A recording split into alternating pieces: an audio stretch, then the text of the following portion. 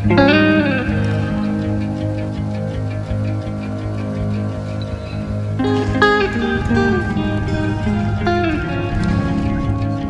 right up.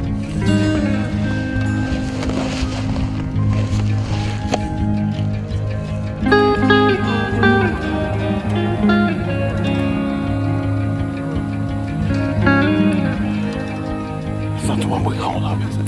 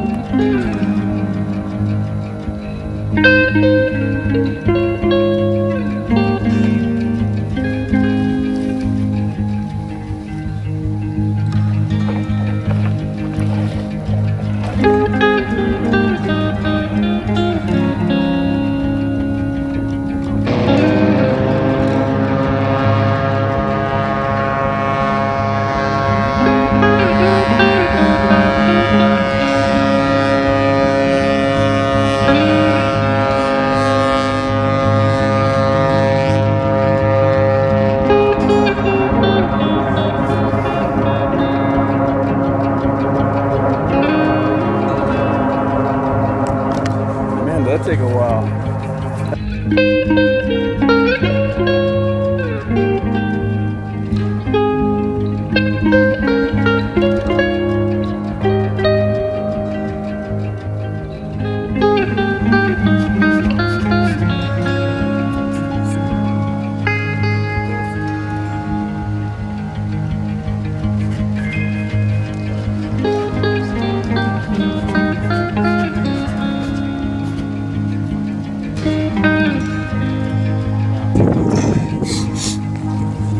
And this is how you come down.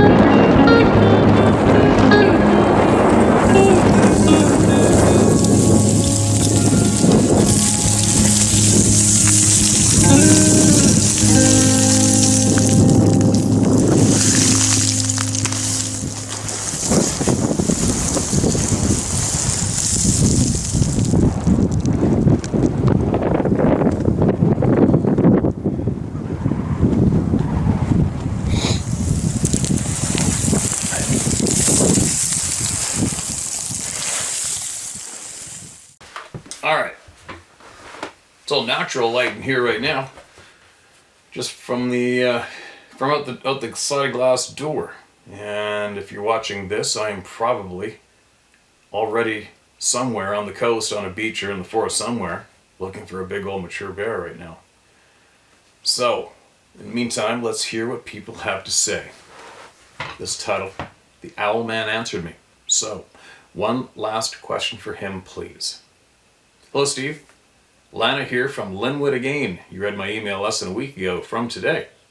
I was laying in bed starting to doze off in the evening listening to you when I heard my name and I instantly rebooted. Thanks for getting my question out there. Today I'm listening to the Owl Man and he said that someone had asked about their healing abilities. Thank you so much for that information. Lots of people on the thread were very gracious and kind, sending me suggestions and information to research on the subject. One man I came across named Kawani Lasperitis. He has written a couple books and been in contact with the forest people for many years. He has said that on occasion he has sent them to heal people. I emailed him, but I don't know how long it'll take to get a reply.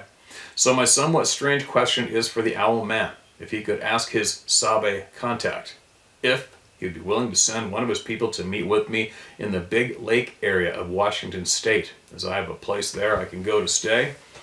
That's at the bottom of a DNR land. I've heard the Bigfoot have a society, a knowing or awareness of certain human beings like Kiwani and you, Steve, that are helping bring information to the people. They have ways of using their telepathy, I guess, kind of like a telephone to other Sabe in different areas. So I was wondering if you, Steve, would ask Owlman to ask his friend about me, Lana, specifically. I'm not ashamed to ask and have good intentions and do not mean to use them. There are many people that have fruitful, beneficial relationships with these forest people, if both parties are willing and kind. Thanks, Steve, for broadcasting this for me. P.S. A funny note for you, Steve. I recommended your channel to a friend of mine. I'll call her Anne. She's a very smart network analysis body worker / chiropractor.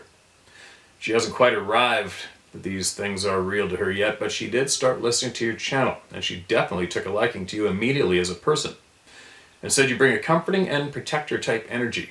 So, compliments to you. At the bottom is a note just for you.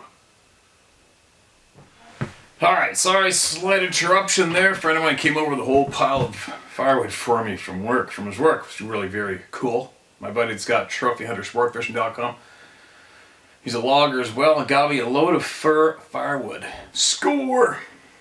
Now, where were we? Hooking people up to look for healing. I did that this once, okay?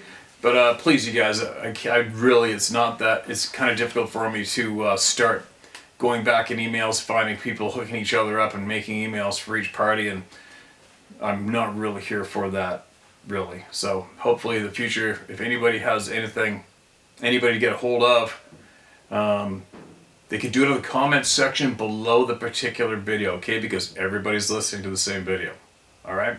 So people want to hook up with each other, get a hold of each other, please try to do it in the comment section below in the future, all right, you guys?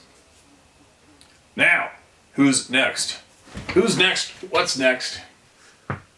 So as my eyes getting bashed out. This is titled 56 Years at Bluff Creek. Hi Steve, my name is John Harlan, and yes, you can use it. My story begins when I was about a year old. This was in 1966. My father started camping at Bluff Creek Campground in Six Rivers National Forest, Northern California. We went every year for 2 weeks. Before school, it was in October. After I was old enough for school, we went in August. You see, my father was a steelhead and salmon junkie.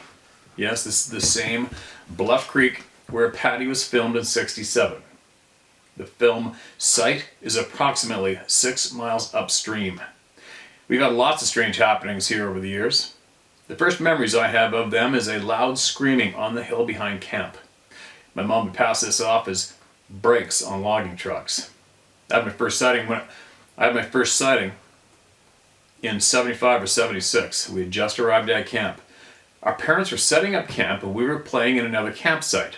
We saw a tall but thin, hairy creature in the forest a couple hundred feet up the hill. This is a very heavily forested area. If you've ever been to Northern California, if you have never been to Northern California, you owe it to yourself. Holy cow, the sun's just starting to come up behind a cloud, brighten up in here. The forests here are unequaled. Anyway, it was in dark timber, so not many details about the face, etc. It seemed to be stripping bark from a large fir tree. We watched it for a couple of minutes and then ran. We told our parents and they laughed, so I put it in the back of my memories. My next encounter would have been 78 or 79. I was 13 or 14. Me and several other boys, whose families camped there, were messing around by the bridge over Bluff Creek, about a quarter mile from camp. We heard an extremely loud scream up in the hill across Highway 96 from us. We all booked it back to camp. My next encounter came in the Kaweah River drainage in 1991. This is in Central California foothills to the Sierra Nevadas. We were out trout fishing and camping on the North Fork of the Kaweah. We were all the way at the end of the road. When we arrived, we went fishing. We had crossed the river and were following a large game trail.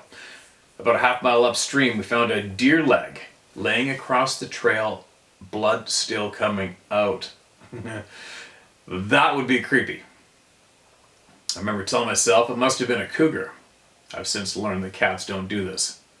Nothing does that. Nothing. No other issues on that trip. We camped and spent the night without any other stuff happening. I don't remember feeling threatened. Fast forward to 2001.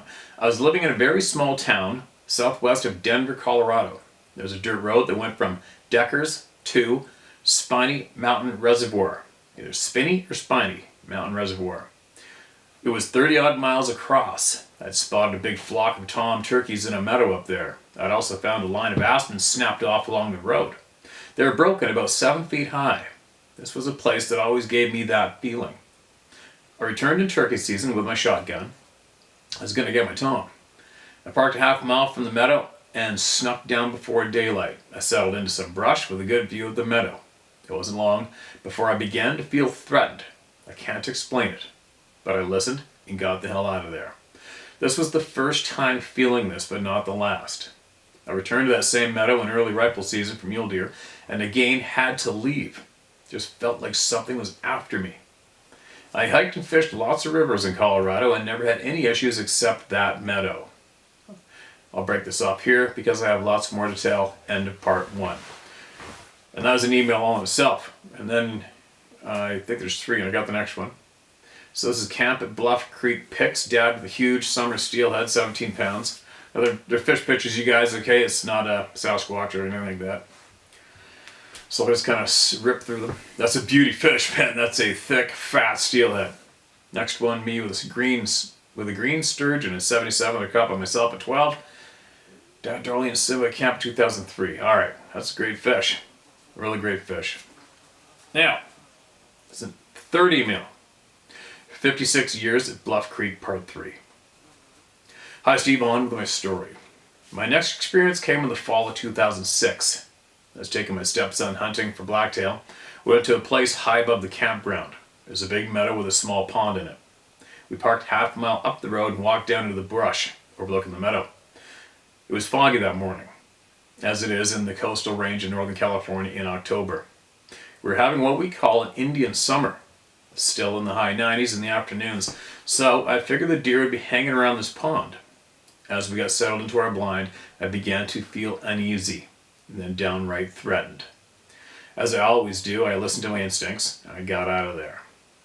We hunted the rest of the weekend off of the GO Road, past a small forked horn that was way down a steep hillside, no more issues.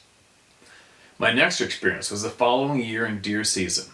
I had a hot tip on a large buck that was frequenting a clear cut up out of Salyer, California, Salyer, California, 30 or 40 miles from camp.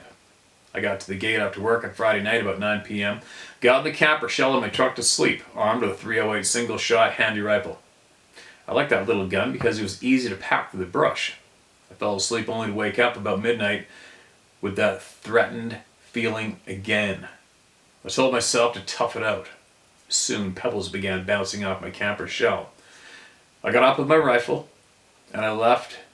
I got up with my rifle and left, slept 20 miles down the mountain by the Trinity River without any further issue.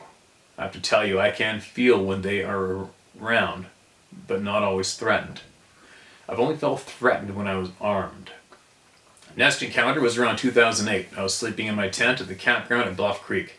Middle of the night, I wake up to something breathing outside the tent. It sounded like a human with bronchitis.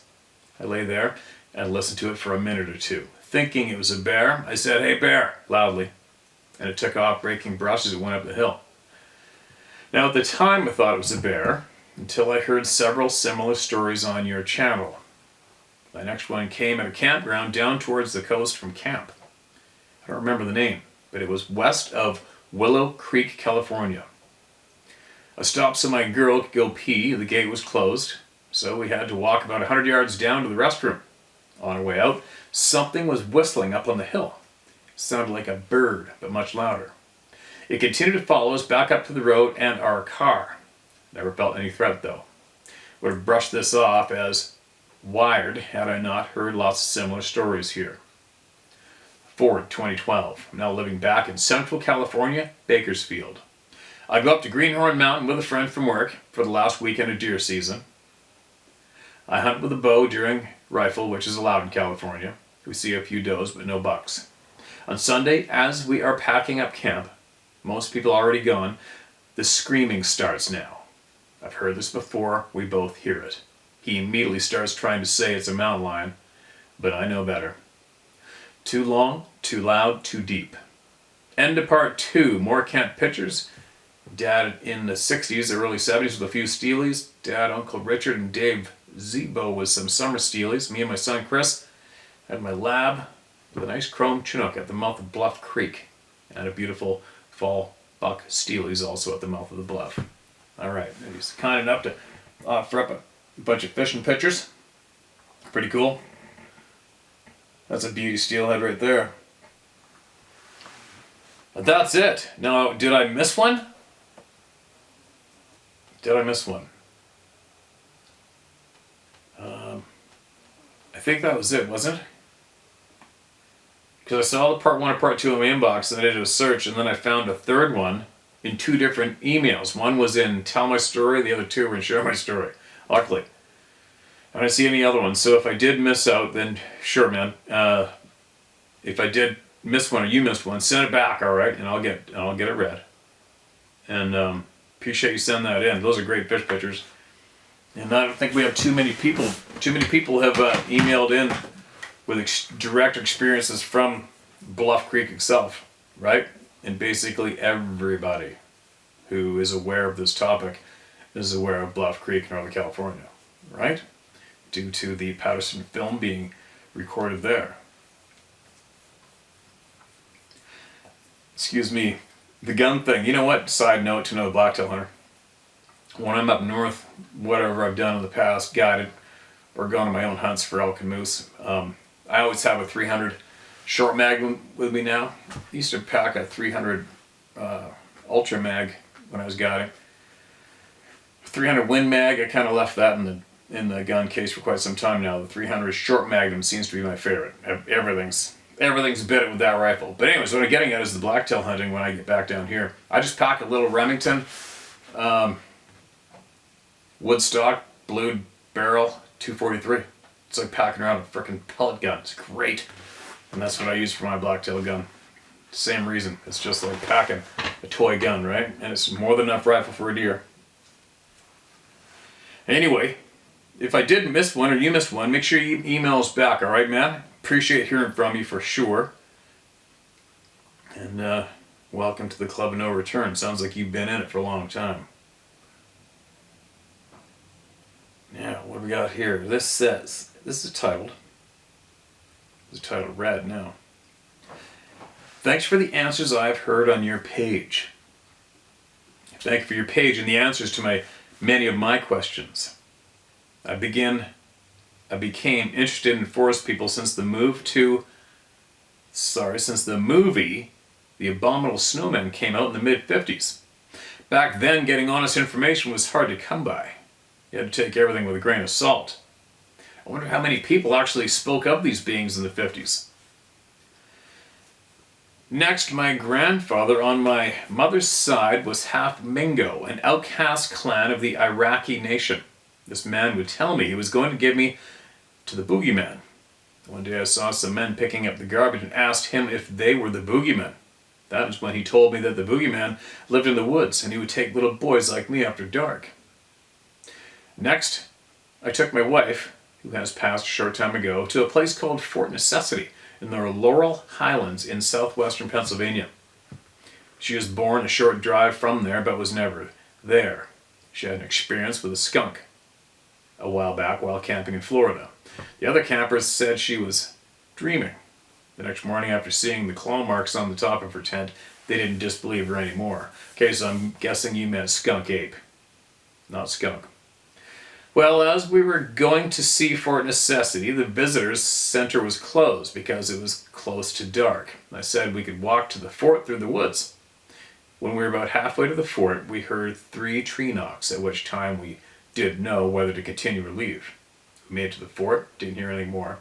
My grandfather, the Mingo, said his great-grandfather was there with George Washington during the French and Indian War. Of course he was on French leave during this event.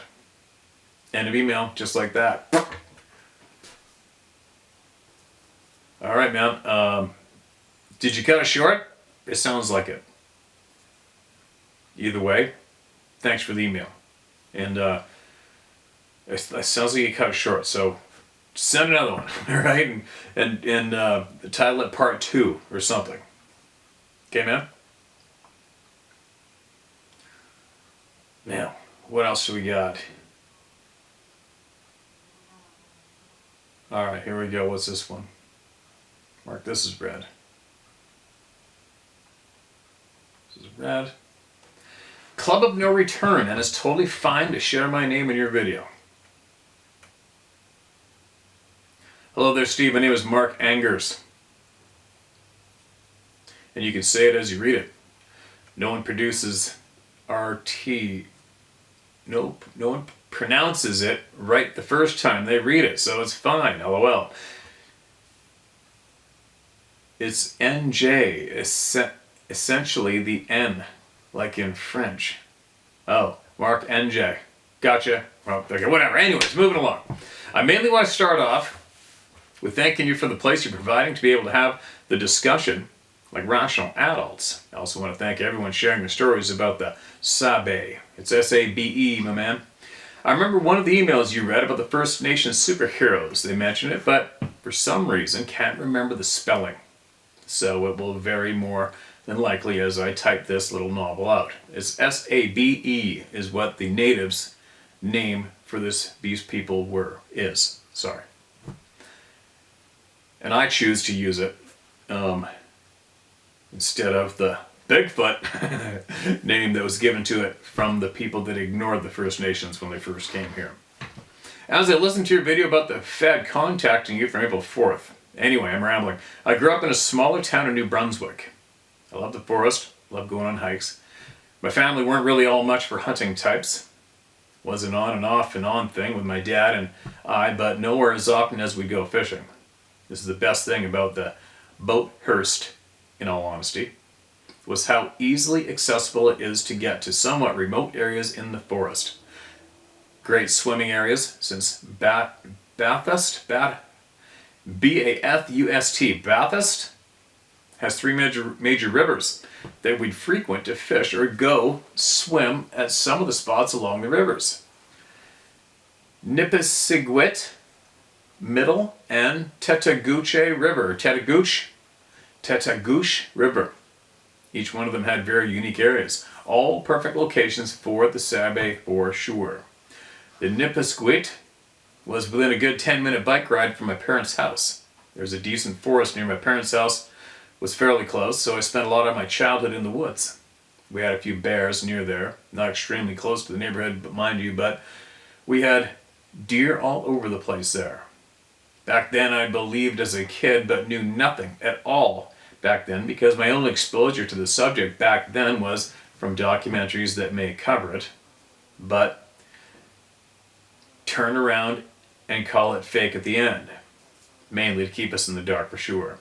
So when this happened, my friend and I had zero clue whatsoever was going on. It's only now knowing what I've learned here and doing my path to gain knowledge. Haha, celebrity biologist. That's the one I'm watching right now while I'm typing this and laughing pretty hard with you. I view the BFRO the same way. Total effing jokes. Anyway, back to the topic. During the summer of 2002, I'd spent a weekend at my friend's place for a weekend. He also lives along the Nipisiguit River. I know, my pronunciation sucks ass sometimes, you guys. I know, trust me. Near the Pabonneau First Nations Reserve. Probably about a 7-minute walk from the river itself, where his parents and grandparents had 2 camps there on their land along the river. Beautiful area. Slow rapids, fairly safe spot, if you're not totally stupid about it. We've been going here during my entire childhood. Teen years and early adult life until I moved out of Bathurst in 2005. A lot of the city's buildings were built by the rocks that they blasted in this area to be able to run logs through to the paper mill. So this area had a lot of hidden logs that could cause dangerous situations. Thankfully, this has never happened while we were there. Ever. But it was a possibility because this place history back in the day. So we know this area. My friend's family obviously know it a lot better because they live there, but I know it well. Never had we had anything strange happen till that one night, which I believe it was a traveler and not a local. Or if it was a local, we disturbed his hunt while we decided to walk down the trail to go to the river for a late night swim. Now knowing what I know, from what I've learned here on the channel, behind my friend's house, we'll call him John, since I won't share his name, in his backyard, there's a bit of a hill. The woods between his house and the river were only like 10 yards away from the house. We had a little clearing cut so we could snowboard there in the winter when we couldn't go up to the actual hills. At the bottom of that clearing was the trail to get to the main road that goes down to his grandparents' camp. Might be a 7-8 minute walk to get to the road from the trail. We're probably halfway through the trail. I noticed first that his dog started getting weird. His dog was usually totally chill and very obedient, so she was not very far away from us. But when I noticed her get weird and seem a bit on edge, I started feeling this weird feeling of dread, and there was this noise, like energy interference. We started weird buzzing hum, and the hairs on my neck go the F up. So I tell him, yeah, F it, let's go back to the tent trailer. And we then barely got to the bottom of the clearing and the forest effing shook. Couldn't see anything, nothing at all. But a chunk of forest shook as if something big was shaking 2 trees and all the roots around it were moving the bushes. I'm pretty sure I ran faster than the effing dog back up the hill. My buddy was not very far behind me, and back in the trailer we went, since that's where we were sleeping that night. We both slept on the far side of the trailer that was closer to the house. Neither of us were comfortable on the forest side of the trailer. Felt like whatever it was that shook the trees was still nearby. And like I said, back then Bigfoot was not on the mind. It's only from when I started really looking into this in the last 10 years that I figured out what happened.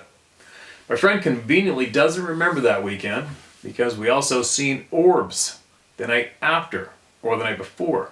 Backyard lit up, and seconds later front yard lit up, and there was this orb floating there. Closed the blinds, ignored what we seen. My second encounter was a couple years later in 2004 on a trip to Ontario. I went on tour with my friend's band for a few weeks, and we toured around southern Ontario for a couple of weeks. Great time. When we were in Ottawa, our friend who lived there brought us to his father's cottage. It's a few hours from Ottawa. I think we drove for about 3 or 4 hours. A place called Halliburton. Little lake town. Kind of reminded me of the lake town in the old John Candy movie, The Great Outdoors. Spent a week and on a lake. Crossed with the canoes one morning. We hiked around the lake for a good chunk of that day, and then later on went back to the cottage to drink on the dock. We made a fire that night, drank, stared at the fire, shot the shit for a while. Again, not a clue what we were hearing. We thought it was someone working on their camp, but late at night, we were hearing wood knocks. A few minutes later, this loud epping howl, or yell, but moan, gave us chills. We kept hearing wood knocks and faint whoops. We just kept asking, what the F is that? That's no effing wolf or coyote. Pretty sure we passed out not long after that. The next night was pretty much the same. Drank and smoked a little bit, not as much as the night before, but for some reason we decided to walk down the road late at night. Not really sure why we thought this was a good idea, but 19, 21-year-olds, you know, balls of steel, and we knew it all then, right? Yeah, that was dumb. And that feeling comes back. Same as the time with my other friend back in '02. Exact same feeling of dread and being watched. But this time there was an odd smell. Piss and rotting flesh. And the forest shakes the exact same way. Like a 20-foot wide chunk of forest. And zipped her right back to the camp, pretty much shitting her pants. Because whatever moved in there was big. So I asked her friend's dad, who was also staying at the cottage. He didn't seem like he wanted to talk about what I was trying to describe to him. So now it's making me wonder if he had something happen. It wasn't too long ago, or it was either on this channel or on Sasquatch Chronicles, that someone told a story about them having a sighting and an encounter in the same area around the same time frame. July, August 2004. So now looking back at those instances of shaking forest, so now I have a pretty good idea what was happening. Will it stop me, or has it stopped me from going on hikes? Nope, not one bit. Not one single bit. I'll go anytime. Again, anytime I get the chance to.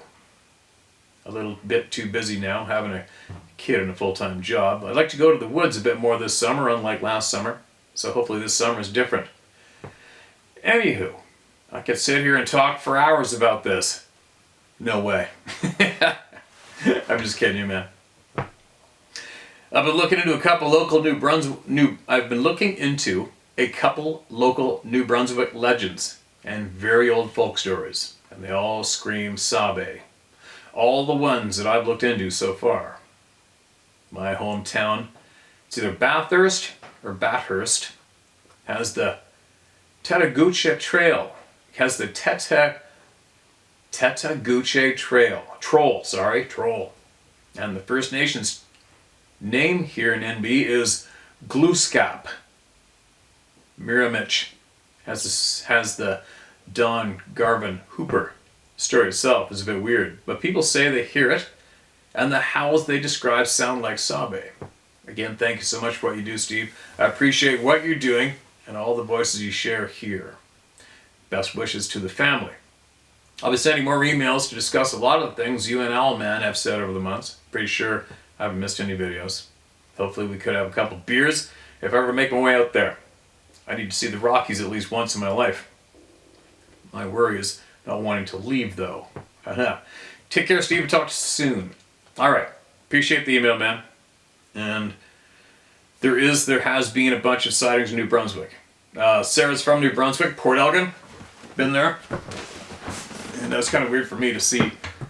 I was standing where there's moose and looking at the ocean at the same time. That hasn't happened for me ever, anywhere.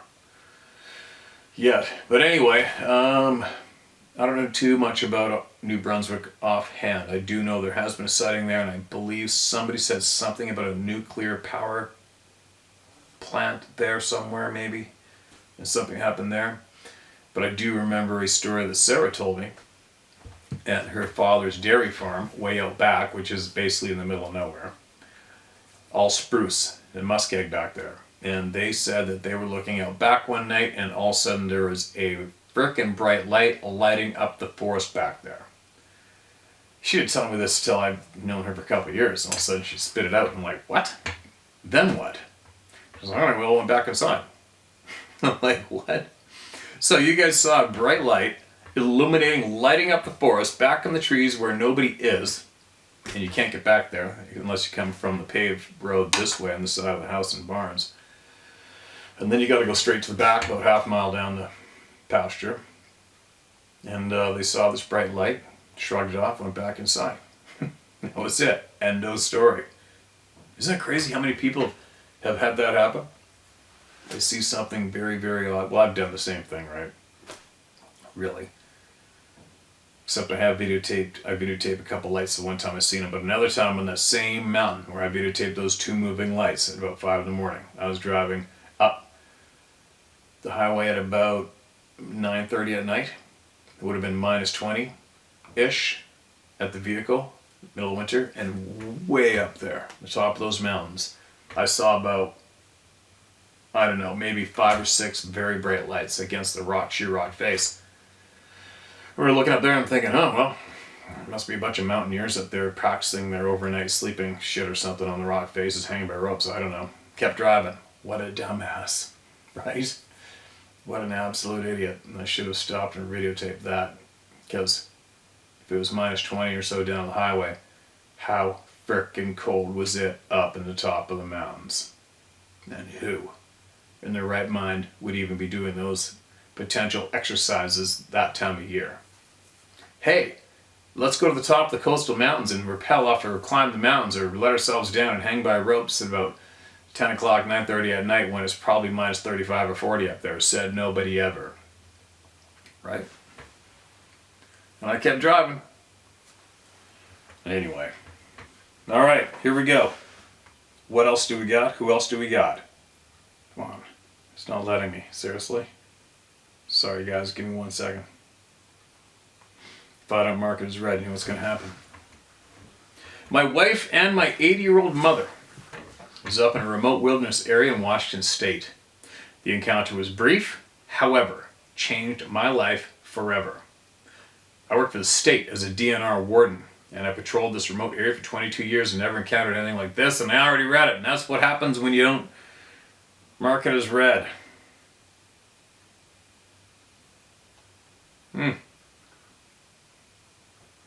Alright, let's try this one. Hope this isn't the same deal. I live in Colton, Oregon, about 30 years now, and used to hunt quite often here. Every time I go into the mountains, weird things would happen.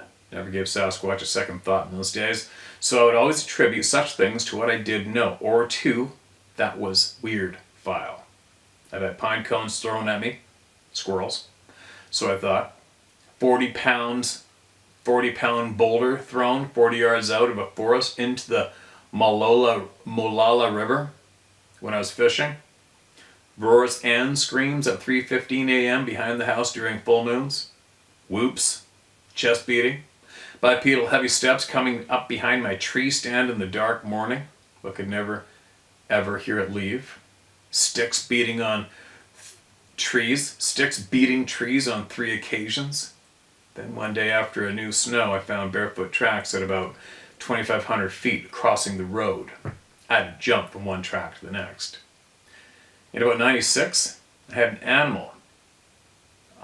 animal trace my scent down a mountain behind me for a couple hundred yards, making all kinds of noise. As it came to the forest line at 20 yards, it stopped and stared at me for a couple minutes. When it seemed to comprehend what I was with my bow aimed at his chest, he started weaving side to side nervously. It was about 7 feet tall, with 3 foot wide shoulders. It backed up slowly and traces its steps back up the mountain. Also had one walk within 30 yards of my father's front porch.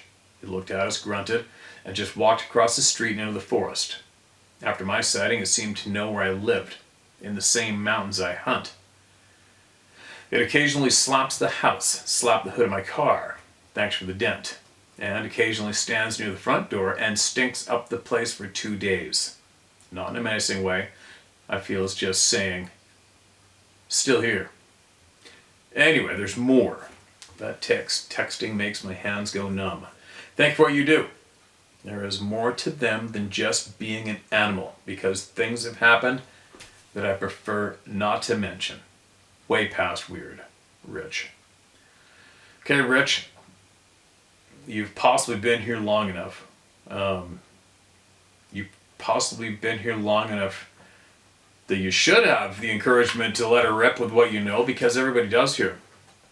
And so far it seems to be quite painless for all the people who have shared here, and on average it's been a good thing for each person after they've shared. So maybe, if you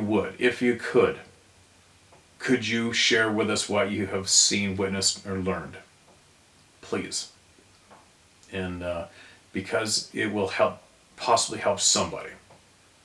If it doesn't help one, it might even help numerous people, you never know. But all it can do is help people here. It doesn't harm anyone, it won't harm anyone, it won't harm the person who's sharing. Anyway,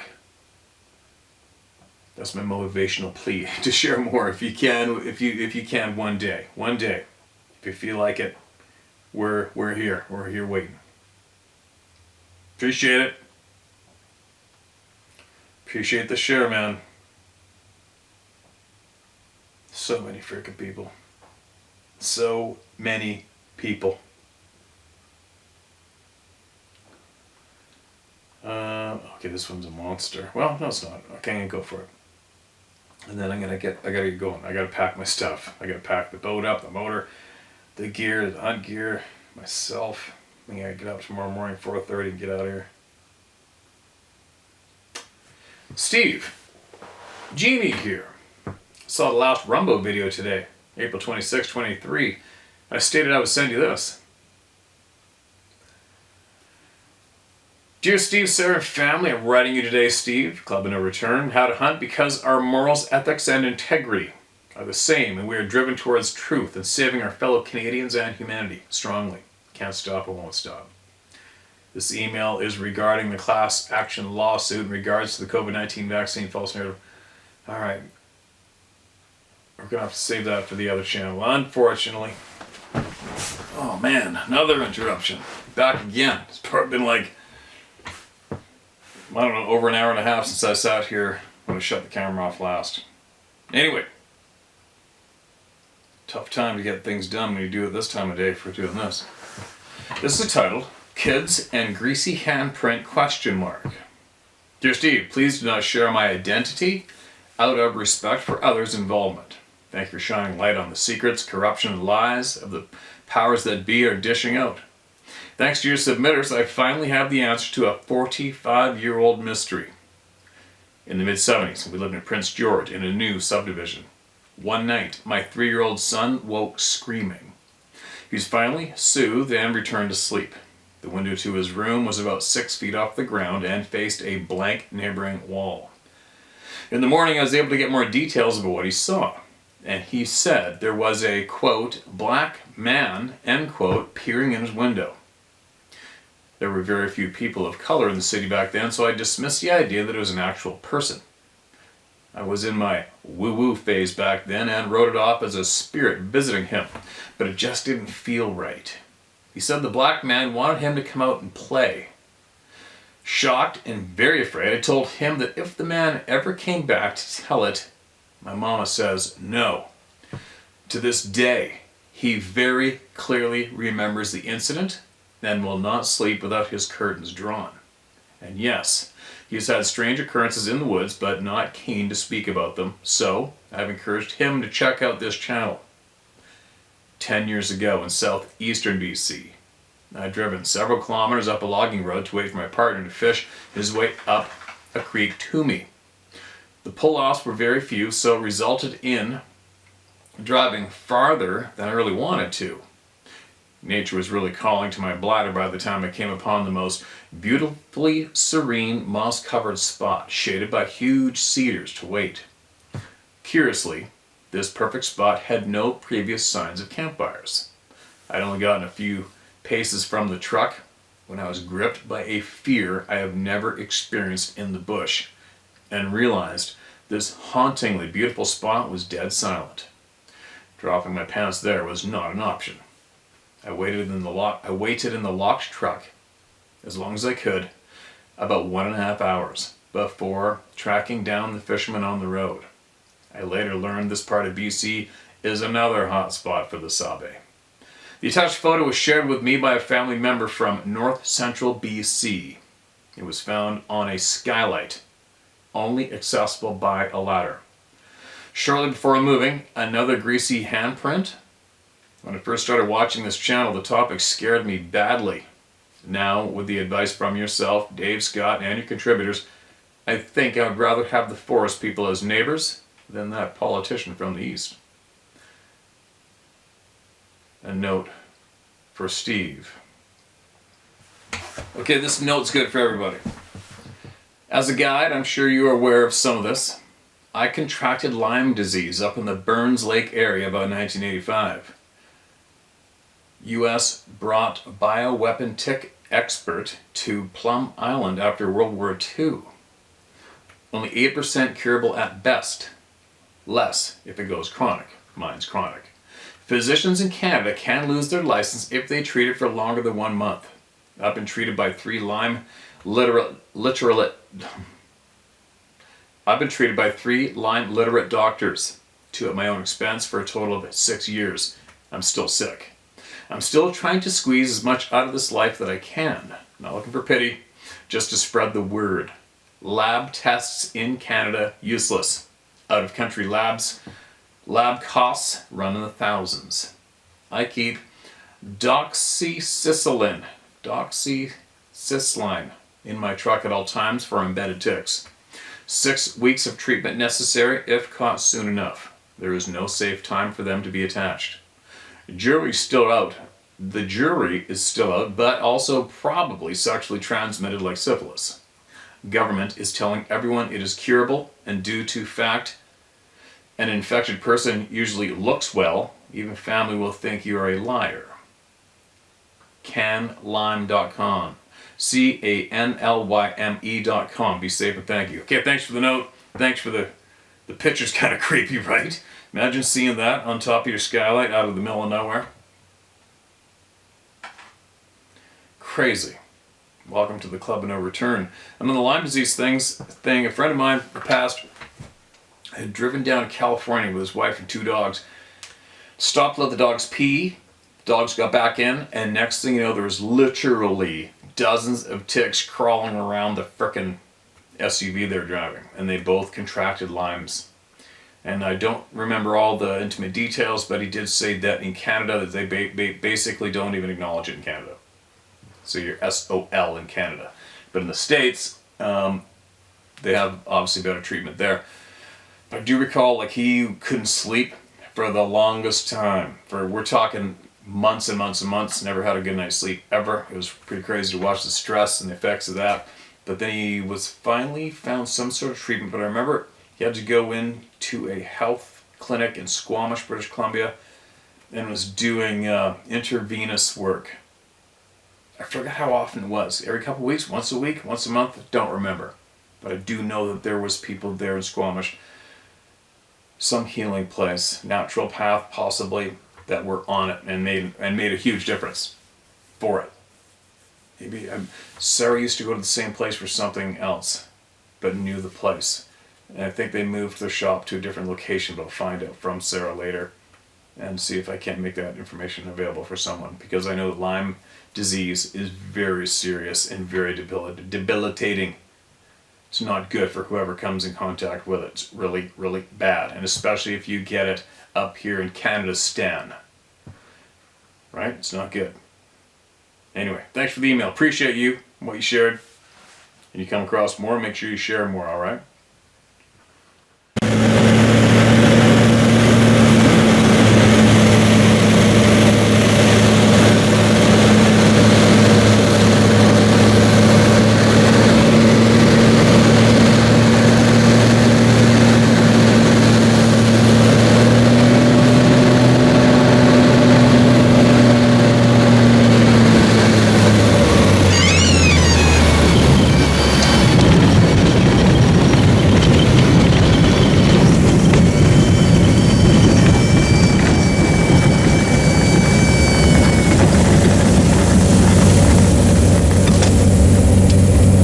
Some landings are like that, okay?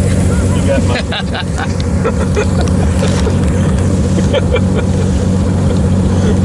mine.